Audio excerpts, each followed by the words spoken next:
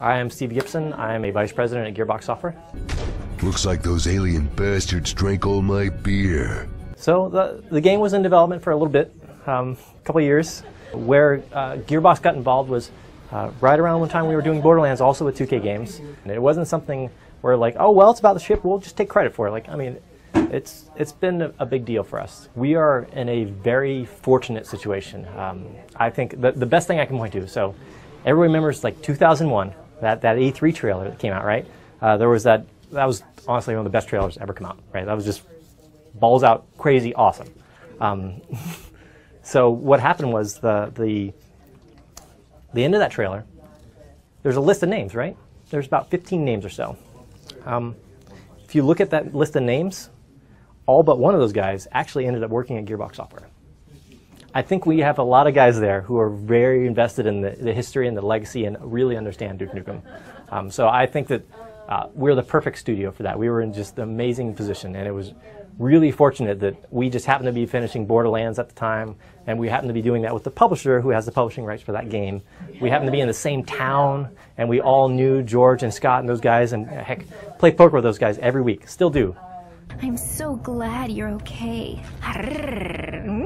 All right, time for my reward. I guess here's the thing. When I buy a game, and I think most gamers buy a game, they buy it because they want to be entertained. They don't buy it because it has, I don't know, like the most characters that you can play, the character class, like, oh, I'm going to buy a Street Fighter 7 because it has 50 player characters. Like, all they care about, and just about all gamers care about, is, am I going to have fun? Am I going to sit there laughing and smiling and talking to my friends about this? You know, it's the same reason I go to see a movie.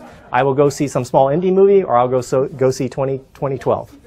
I don't care how it's happened. As long as I'm entertained, I'm entertained.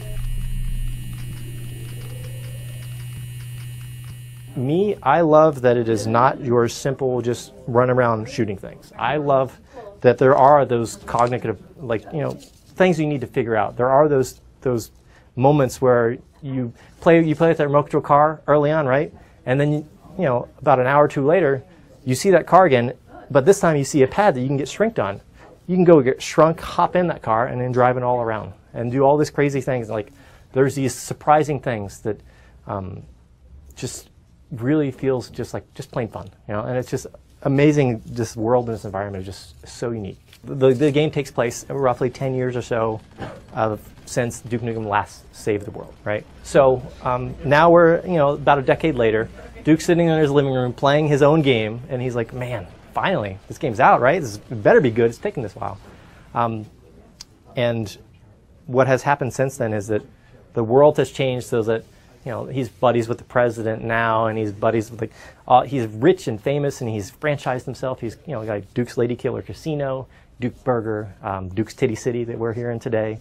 The man himself had just become even larger, if you can imagine. And you actually get to experience that even more now, because you get to see these different areas of like how him saving the world has changed this world, and how all the world perceives him now. You'll see all his fans screaming and yelling for him, taking pictures, wanting his autograph.